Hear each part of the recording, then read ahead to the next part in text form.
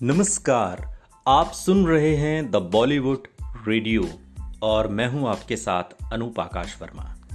दोस्तों, ये किस्सा शत्रुघ्न सिन्हा और राजेश खन्ना का है। बॉलीवुड के मशहूर एक्टर राजेश खन्ना और शत्रुघ्न सिन्हा ने फिल्म पापी पेट का सवाल है से लेकर दिले नादां जैसी कई फिल्मों में काम किया।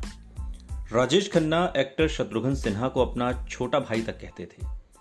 साल 1992 में दोनों ने एक दूसरे के खिलाफ दिल्ली से चुनाव लड़ा था, जहां एक तरफ शत्रुघ्न सिन्हा बीजेपी की सीट से मैदान में उतरे थे, बीजेपी के टिकट पर इस सीट से, तो वहीं राजेश खन्ना कांग्रेस के टिकट पर चुनावी मैदान में थे। इस चुनाव के दौरान दोनों में थोड़ी दरार भी आ गई थी और इतना ही नहीं, राजेश खन्ना ने शत्रुघ्न सिन्हा को दल बदलने वाला तक कह दिया था।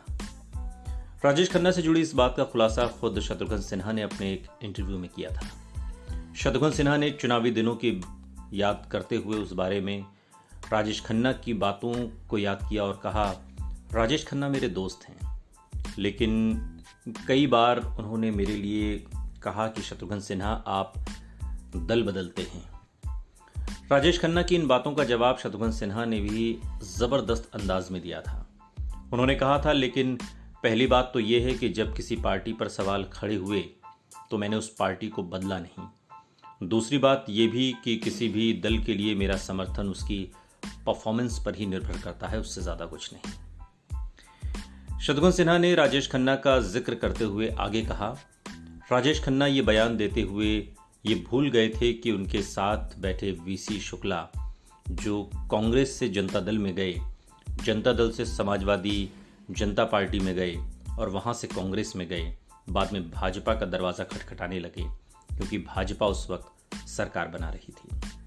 आपको बता दें कि लोकसभा चुनाव में जहां राजेश खन्ना को कांग्रेस की सीट से जीत हासिल हुई थी, तो वहीं शत्रुघ्न सिन्हा को हार का मुंह देखना पड़ा था।